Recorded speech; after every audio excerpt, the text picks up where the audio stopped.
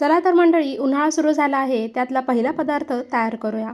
इथे मी साबुदाणा बटाटा पापड तयार केले आहेत. अगदी खुसखुशीत तयार होतात.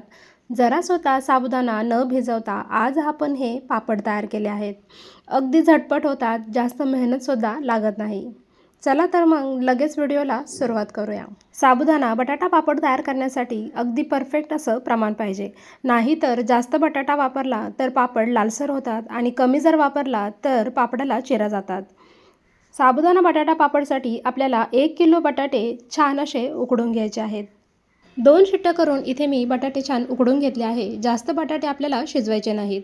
बटाटे थंड होतात तोपर्यंत इथे मी साबुदाणा घेतला आहे.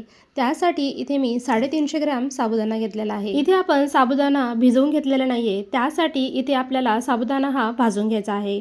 मंद आचेवर आपल्याला छान हे भाजून घ्यायचं आहे.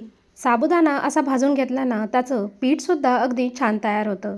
साबुदाणा थोडासा फुलल्यासारखा दिसत आहे. आता आपल्याला लगेच गॅस बंद करायचा आहे आणि हा साबुदाणा एका ताटामध्ये काढून घ्यायचा आहे.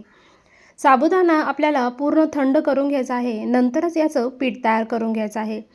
जर तुम्ही गरम गरम केलं तर मिक्सर खराब होऊ शकतं आणि पीठसुद्धा अगदी व्यवस्थित तयार होत नाही. साबुदाणा थंड होत आहे तोपर्यंत आपण बटाट्याची साल काढून घेऊया. बटाटे आपल्याला स्मॅश करून घ्यायचे आहेत. इथे मी पुरणाची चाळणी घेतली आहे. त्यावर बटाटे आपल्याला स्मॅश करून घ्यायचे आहे. इथे मी छोटे छोटे बटाट्याचे तुकडे केले आहेत आणि ग्लासच्या साहाय्याने अगदी बटाटे छान स्मॅश करून घ्यायचे आहेत. तुम्ही हवं तर किसणीने किसून घेतले तरीसुद्धा चालेल, पण या पद्धतीने बटाटे अगदी छान आणि लवकर स्मॅश होतात.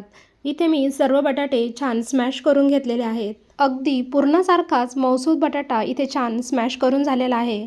आता आपला साबुदाणासुद्धा थंड झालेला आहे. मिक्सरमध्ये याला बारीक असं फिरवून घ्यायचं आहे. साबुदाण्याचं पीठ जर जाडसर राहिलं तर साबुदाणा पापड तळल्यानंतर ते दाताला चिटकू शकतात आणि पापडसुद्धा खायला चांगला लागत नाही.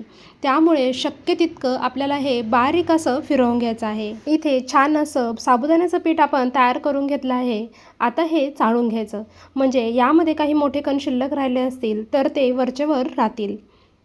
हिरव्या मिरच्या मिक्सरमधून छान अशा बारीक फिरवून घेऊया. आता या पिठामध्ये थोडंसं मीठ घालायचं आणि लाल रंगासाठी इथे मी चिली फ्लेक्स घातले आहेत. लाल तिखट घालू नका, नाहीतर त्यामुळे पापड लाल होतात आणि पटकन जळतात. हिरवी मिरचीची पेस्ट केलेली ती घालूया.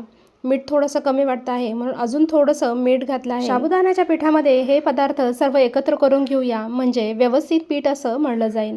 आता बटाट्याचं मिश्रण यामध्ये घालून आपल्याला छान असं पीठ मळून घ्यायचं आहे. तुम्हाला जर हे मिश्रण कोरडं वाटत असेल तर फक्त 1 ते 2 चमचेच पाणी घालायचं आहे. यापेक्षा जास्त घालू नका. पण लक्षात ठेवा, जास्तसुद्धा पाणी यामध्ये घालू नका. मी इथे अजिबात पाण्याचा वापर न करता छान असं कणकेसारखं पीठ मळून घेतलेलं आहे. बरेच जण काय करतात, लगेच या पिठाचे पापड तयार करतात, पण तसं न करता आपण एक एक्स्ट्रा स्टेप करणार आहोत. लगेच याचे जर पापड केले ना, ते अजिबात फुलत नाहीत, लालसर होतात आणि खुसखुशीतसुद्धा होत नाही. त्यामुळे इथे मी पुरणाची जी चाळण आहे त्यामध्येच हे पीठ ठेवलेलं आहे. आता कढईमध्ये पाणी गरम करायला ठेवलं आहे. ही चाळणी आपल्याला त्यावर ठेवून द्यायची आहे. यावरती झाकण ठेवायचं आहे आणि मध्यम आचेवर 5 ते 6 मिनिट आपल्याला हे मिश्रण वाफवून घ्यायचं आहे. तुम्ही एखाद्या स्टीमरमध्ये वाफवलं तरीसुद्धा चालेल. मिश्रण आपलं छान वाफवलेलं आहे. आता याला काढून घेऊया. मिश्रण वाफवल्यानंतर लगेच याचे पापड तयार करायला घ्यायचे, नाहीतर मिश्रण हे कडक होऊ शकतं. मी तुम्हाला इथे 2 पद्धतीने पापड दाखवणार आहे. इथे मी प्लास्टिक पेपर घेतला आहे, त्यावरती तूप घातलं आहे, म्हणजे मिश्रण आपलं याला चिटकणार नाही. तुपाऐवजी तुम्ही तेलसुद्धा लावू शकता आणि आपल्याला फक्त हे सुरुवातीलाच लावायचं आहे, नंतर कोणत्याही पापडाच्या वेळेस लावायचं नाही. दोन्ही प्लास्टिक पेपरला इथे मी तूप लावून घेतलेलं आहे. मिश्रणाचा एक गोळा घेतला आहे. हातावर थोडासा गोल करून घ्यायचा आहे. दुसरा प्लास्टिकचा पेपर त्यावरती ठेवायचा. एखाद्या ताटलीच्या साहाय्याने थोडासा दाब देऊन हा पापड तयार करून घ्यायचा आहे. तुम्ही पाहू शकता इथे अगदी मस्त असा आपला साबुदाणा पापड तयार आहे. तुम्हाला जितका पापड लहान मोठा आहे त्यानुसार पापड तयार करून घ्यायचा आहे.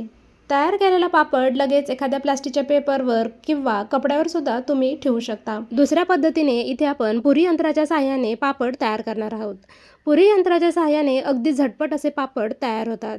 तुमच्याजवळ पुरी यंत्र नसेल तर प्लेटच्या साहाय्याने किंवा लाटण्यावर सुद्धा तुम्ही हे पापड लाटून घेऊ शकता. इथे मी सगळे पापड तयार करून घेतले आहेत. साधारण या मिश्रणामध्ये आपले 40 ते 45 पापड तयार होतात.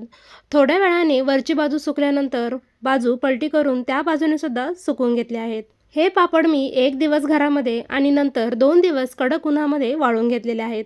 इथे आपले अगदी मस्त असे साबुदाणा बटाटा पापड कमी मेहनतीत झटपट तयार होतात. तुम्ही पाहू शकता अगदी मस्त असा आपला साबुदाणा बटाटा पापड तयार झालेला आहे. इथे आपले खुसखुशीत साबुदाणा बटाटा पापड तयार आहेत. या पद्धतीने एकदा नक्की करून पहा आणि कसे झाले हे मला कळवा.